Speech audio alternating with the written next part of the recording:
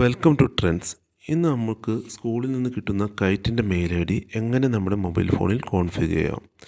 Higher സെക്കൻഡറിയിലും VHSലും ഹൈസ്കൂളിലും teachers user name എന്ന് പറയുന്നത് നിങ്ങളുടെ സ്കൂൾ കോഡും അഡ്മിഷൻ നമ്പറും വെച്ച് കൈറ്റിൻ്റെ ഡൊമൈൻ്റെ കീഴിൽ വരുന്നൊരു മെയിൽ ഐ ഡി ആയിരിക്കും. ആ മെയിൽ ഐ ഡിയും അതിൻ്റെ പാസ്വേഡ്സും ടീച്ചേഴ്സ് നിങ്ങൾക്ക് വാട്സപ്പിൽ ഇട്ട് തരും.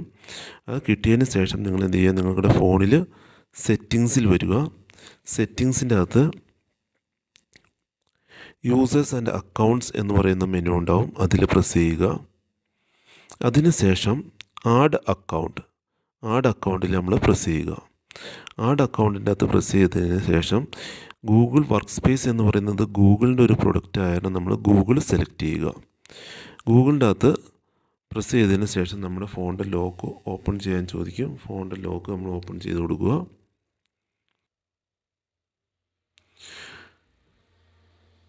അപ്പോൾ നമുക്ക് മെയിൽ ഐ ഡി ടൈപ്പ് ചെയ്യാനുള്ള ഓപ്ഷൻ വരും. അവിടെ നമ്മൾ നമ്മുടെ മെയിൽ ഐ ഡി പേസ്റ്റ് ചെയ്യുക. തുടർന്ന് നമ്മൾ നെക്സ്റ്റ് അടിക്കുക. ഇവിടെ എന്തെങ്കിലും എറർ മെസ്സേജ് വരുവാണെങ്കിൽ ചിലപ്പോൾ അത് സമ്പൂർണ്ണയിൽ കോൺഫിഗർ ചെയ്തേക്കുന്നത് കറക്റ്റ് ആവാത്ത കാരണമായിരിക്കും.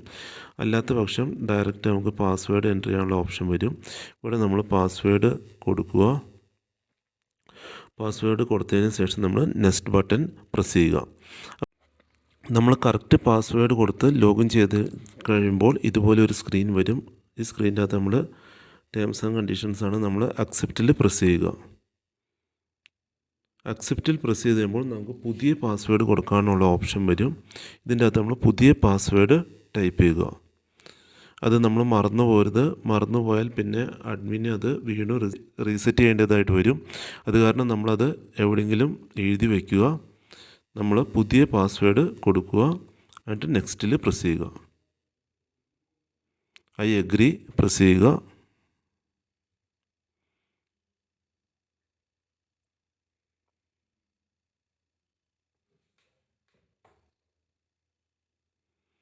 അപ്പോൾ നമ്മുടെ ജിമെയിലിൽ നമ്മൾ ഓപ്പണായി.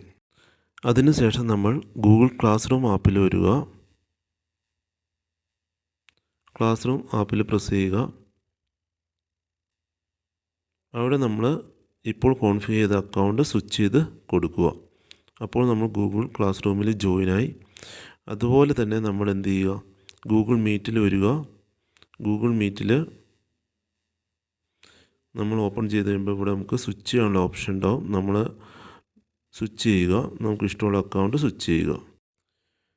നമ്മുടെ കോൺഫിഗറേഷന് ശേഷം ഗൂഗിൾ ക്ലാസ് റൂം അതുപോലെ തന്നെ ഗൂഗിൾ മീറ്റ് ആപ്പ് പ്രോപ്പറായിട്ട് വർക്ക് ചെയ്യുന്നില്ലെങ്കിൽ നമ്മൾ ഗൂഗിളിൻ്റെ കണ്ടർ ആപ്പ് ഒന്ന് അപ്ഡേറ്റ് ചെയ്യുക.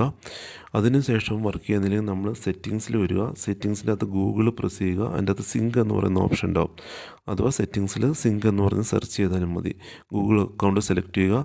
നമ്മൾ ഫോണിൽ കോൺഫിഗർ ചെയ്തേക്കുന്ന ഗൂഗിൾ അക്കൗണ്ടുകളെല്ലാം പ്രോപ്പറായിട്ട് സിങ്ക് ആയിട്ടുണ്ടോ എന്ന് ചെക്ക് ചെയ്യുക. കറക്റ്റായിട്ട് സിങ്ക് ആയിട്ടുണ്ടെങ്കിൽ കോൺഫിഗറേഷൻ കറക്റ്റായിട്ട് വർക്ക് ആയിക്കോളും. Okay bye, thank you.